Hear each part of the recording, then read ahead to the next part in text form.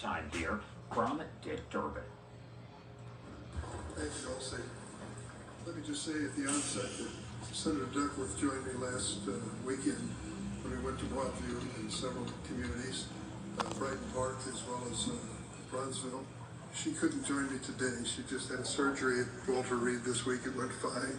She's back home resting, but her heart is with us, and she is supporting our effort to make sure that people all across Chicago and all across the nation know what's happening in this city.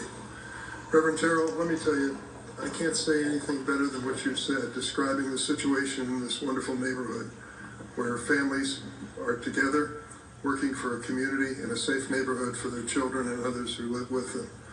The story that you tell of last Sunday, when ICE targeted this neighborhood and churchgoers who were going home after the service at this church, is a scandalous situation which we shouldn't overlook.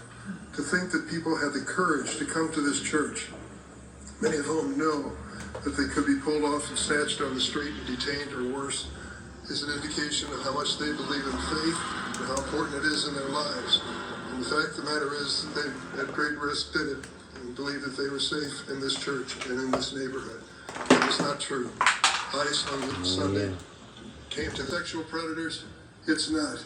The people who are being detained and snatched off the street are not people who are guilty of those crimes or even charged with those crimes. The people who are taken off the street are simply those who look Hispanic, and that's all it takes. In fact, you don't even need to do that in some circumstances by the ICE standards. So the point I want to make is this. Those of us who care need to speak up. In our neighborhoods and our churches where we work, we need to speak up on behalf of those who cannot speak for themselves. They're the people who need our support now more than ever. I'm going to continue to do that in Washington. I return each week, sit in the Senate Judiciary Committee, and raise this issue for the nation to hear what's going on in this city. This is a great city. It does not need National Guard from Texas or any place for that matter.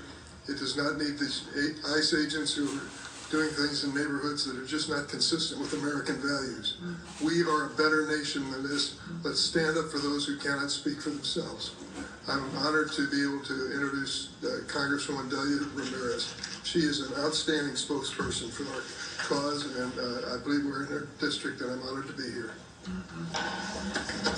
Radio specifically about recent court rulings dealing with federal actions, deployment of National Guard troops, wearing the body cameras and so forth.